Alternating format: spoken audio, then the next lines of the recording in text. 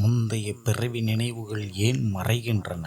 இதற்கு நமது ஆன்மீக மரபுகள் சொல்லும் மர்மங்கள். நாம் உண்மையில் பல பிறவிகளை எடுத்திருந்தால் ஒரு கேள்வி நிச்சயமாக எழும். எனக்கு ஏன் என் முந்தைய பிறவி நினைவுகள் இல்லை? நான் முன்பு யார்? எங்கே பிறந்தேன்? யாருடைய மகன் அல்லது மகளாக இருந்தேன்? என்ன தொழில் செய்தேன்? எப்படி இறந்தேன்? அந்த வாழ்க்கையில் என்ன நடந்தது? இவற்றில் எதுவுமே நமக்கு நினைவில் இல்லை. அப்படியானால் மறுஜென்மம் என்ற கருத்தை எப்படி புரிந்து கொள்வது? ஆன்மீக மரபுகள் இதற்கு சில ஆழமான விளக்கங்களை முன்வைக்கின்றன. மனிதனின் உடல் மாறுகிறது, மனமும் மாறுகிறது, நினைவுகள் மாறுகின்றன, ஆனால் ஆன்மா தொடர்கிறது என்று ஆன்மீகம் கூறுகிறது. அப்படியானால் நினைவுகள் எங்கே செல்கின்றன? அவை அழிந்து விடுகின்றனவா அல்லது நம்முடைய ஆழ்மனதில் மறைந்து கிடக்கின்றனவா? இன்று இந்த மர்மமான கேள்வியை ஆன்மீக பார்வையில் ஆழமாக பார்க்க போகிறோம். நாம் வாழும் இந்த பூமியில் நாம் பார்ப்பது மட்டுமே உண்மையா? காலம் கடந்த மர்மங்கள், அவற்றுள் மறைந்திருக்கும் ஆன்மீக ரகசியங்கள், இன்றைய நவீன அறிவியலால் கூட விடை காண முடியாத பல கேள்விகள். உண்மைக்கும் மர்மத்திற்கும் இடையே இருக்கும் அந்த அறியப்படாத உலகத்தை தேடி வாருங்கள், நாம் பயணிப்போம். இது மலைவாசி முனிவரின் மர்ம உலகம்.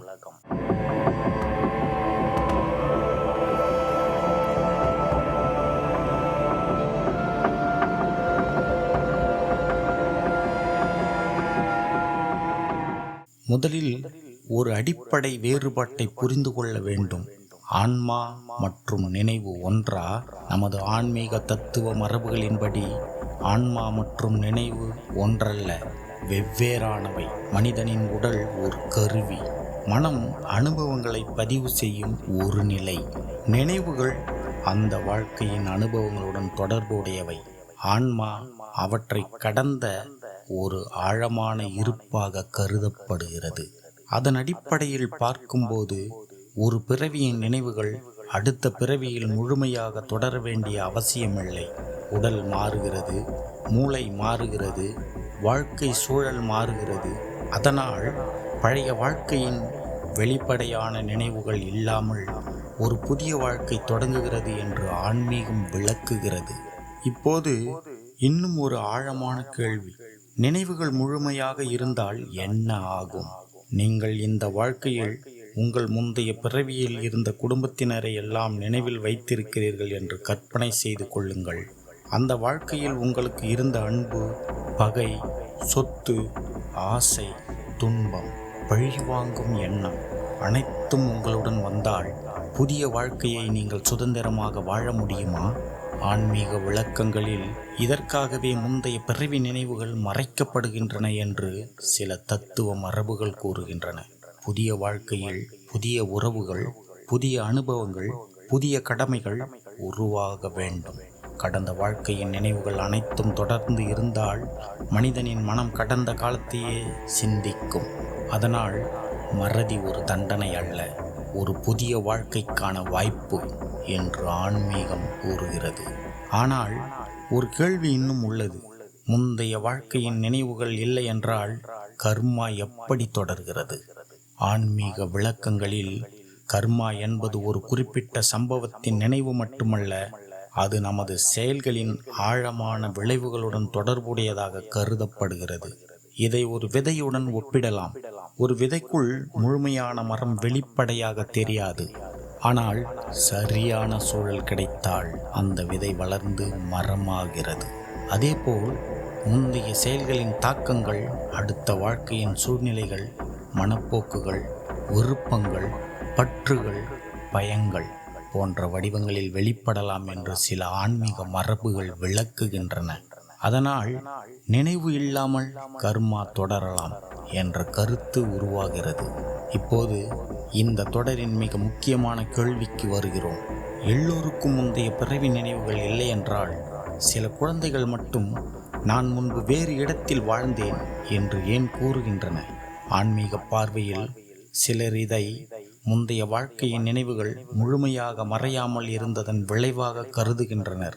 குறிப்பாக மிக சிறிய வயதில் சில குழந்தைகள் தாமாகவே சில தகவல்களை சொல்வதாக கூறப்படும் வழக்குகளும் உள்ளன. பின்னர் வயது அதிகரிக்கும் போது அந்த நினைவுகள் குறைந்து போகும் சம்பவங்களும் பதிவாகியுள்ளன. ஆனால் இதை அறிவியல் ரீதியாக மறுஜென்மம் என்று நிரூபிக்கப்பட்டது என்று கூற முடியாது.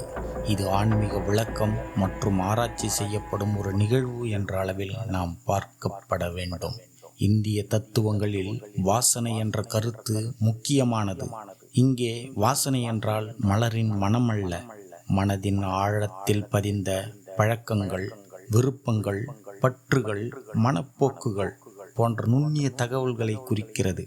ஒரு மனிதன் ஒரு விஷயத்தை மீண்டும் மீண்டும் செய்கிறான் என்றால் அது ஒரு பழக்கமாகிறது.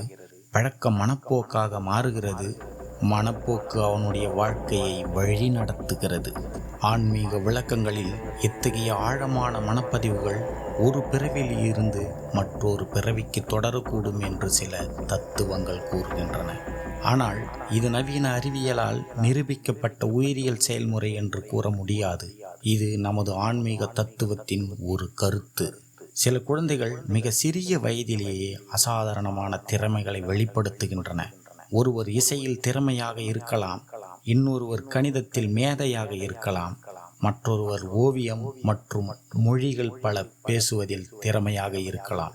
ஆன்மீக பார்வையில் சிலர் இதை முந்தைய பிறவியில் வளர்த்த திறமைகளின் தொடர்ச்சியாக விளக்குகிறார்கள். ஆனால் நவீன அறிவியல், மரபியல், மூளை வளர்ச்சி, சுற்றுப்புற சூழல், பயிற்சி, குடும்ப தாக்கம் போன்ற பல காரணிகளையும் கருத்தில் கொள்கிறது.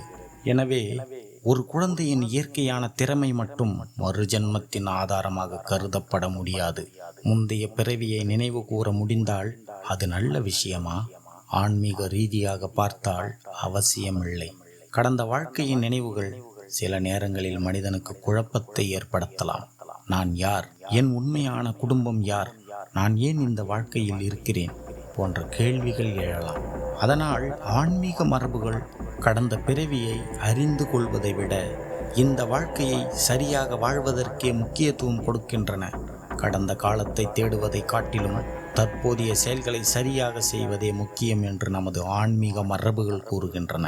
மறுஜென்மத்தை பற்றிய அனைத்து விவாதங்களுக்கும் அப்பால் ஆன்மீகம் சொல்லும் ஒரு முக்கியமான பாடம் இருக்கிறது. நமது செயல்கள் முக்கியமானவை. நாம் எப்படி பேசுகிறோம், எப்படி நடக்கிறோம், பிறருக்கு என்ன செய்கிறோம், நமது எண்ணங்கள் எப்படி இருக்கின்றன, இவை அனைத்தும் நமது வாழ்க்கையை மாற்றுகின்றன. கர்மாவை நம்பினாலும் நம்பாவிட்டாலும் நல்ல செயல்கள் மனித வாழ்க்கையை உயர்த்தும். அன்பு, கருணை, நேர்மை, பொறுமை, பற்றின்மை இவைதான் ஆன்மீக பாதையின் முக்கியமான மதிப்புகள். அப்படியானால் ஏன் நமக்கு முந்தைய பிறவி நினைவில் இல்லை? ஆன்மீகம் கூறும் ஒரு விளக்கம்: நினைவுகள் மறைந்தாலும் ஆன்மாவின் பயணம் தொடரலாம். கடந்த வாழ்க்கையின் சம்பவங்கள் நினைவில் இல்லாமல் போகலாம், ஆனால் கர்மாவின் தாக்கங்கள், மனப்பதிவுகள், வாசனைகள், ஆன்மீக வளர்ச்சியின் பயணம் தொடரலாம் என்று சில ஆன்மீக தத்துவ மரபுகள் கூறுகின்றன. ஆனால் இதை அறிவியல் ரீதியாக நிரூபித்த உண்மை என்று கூற முடியாது. இது ஆயிரக்கணக்கான ஆண்டுகளாக மனிதன் தன்னுடைய இருப்பை புரிந்து கொள்ள முயன்ற ஒரு ஆன்மீக விளக்கம். இப்போது இன்னொரு கேள்வி: மறுஜென்மம் உண்மையாக இருந்தால் நம்முடைய அடுத்த பிறவி எப்படி தீர்மானிக்கப்படுகிறது? நம்முடைய செல்வமா, குடும்பமா, ஆசைகளா, இறக்கும் நேரத்தில் உள்ள எண்ணங்களா, அல்லது கர்மாவா? ஒரு மனிதன் எந்த வகையான பிறவியை எடுக்கிறான் என்பதை நமது ஆன்மீக மரபுகள் எவ்வாறு விளக்கின்றன? அடுத்த பகுதியில் அடுத்த பிறவி எப்படி தீர்மானிக்கப்படுகிறது?